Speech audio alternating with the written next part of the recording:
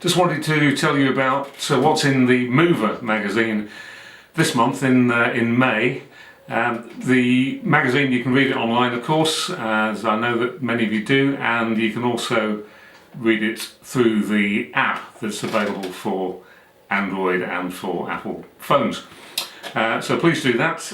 This month there's so much stuff in it this month that really I'm not sure where to start. The cover story is an interview that I did with Alan Teeb from the Mobilitas group. Now, Alan's company has been in business since 1974. The company was started by Alan's father, which is a relatively short time to build up a company that now employs something like 4,500 people all over the world. If you'd like to read the story, then it's a nice, very frank interview that Alan did with me some time ago, and I'm sure you'll find it very interesting. He does explain a lot of his thinking about how he's managed to achieve that, and the way and reasons why Mobilitas is the way that it is. I'm sure you're going to find that interesting. There's also a FIDI report from the Amsterdam conference and an interview with the new president, Ebru Demiro.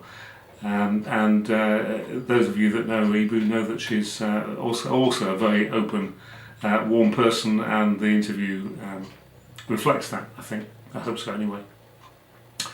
Lots of other stories. There's one that you might like. It's on page 17. It's an interesting thought, really, and that is that we live in a time when there are some companies that are not making it through. A lot of people in this industry tend to contra invoices between one company and another. And that's fine, of course, and I know that lots of people do that, and it's fine as long as everybody's okay. But if a company goes bust, and you've got a lot of contra invoicing out with them, then I'm afraid the administrators don't look at it in quite the same way as you might have done. And that you stand a very good chance that the administrators will want to call in the money that you owe them, and won't be very keen to be paying out the money that they owe you. So it's worthwhile just making sure that those relationships are very sound. Read the story anyway, it's on page 17. Now, there's also a really good story about shipping into Lagos. Now, shipping into Lagos has been difficult for a long time, but this is looking at it from the other point of view. This is looking at it from the point of view of the agent in Nigeria and the difficulties that they have to go through just to get the container from the port. If you're not familiar with that, what happens there, I promise you will find it astounding. I did, certainly. And it does give you some ideas of how you can get around the problem, or how you can help them to get around the problem. So if you do ship into Nigeria at all, then read the story. Very, very interesting one, I think.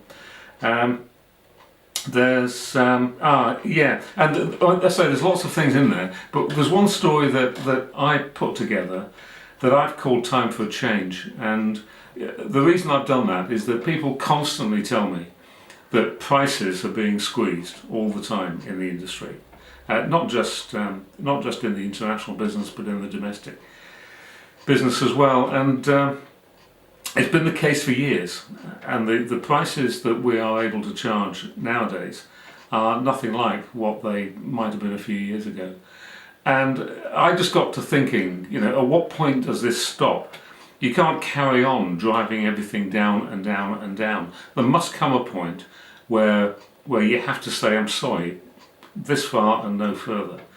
And I did some interviews with a number of people around the world to get their opinions on all of this and put it together as one big story.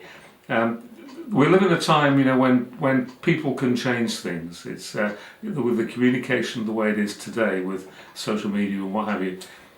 People can change the way things are, and I don't know whether the time has come now for a change to take place.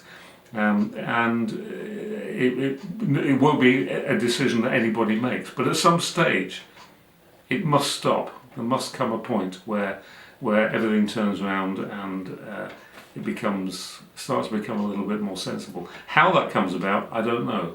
But read the story and see what you think. It's my firm opinion that we're not very close, not very far away rather, from when that happens.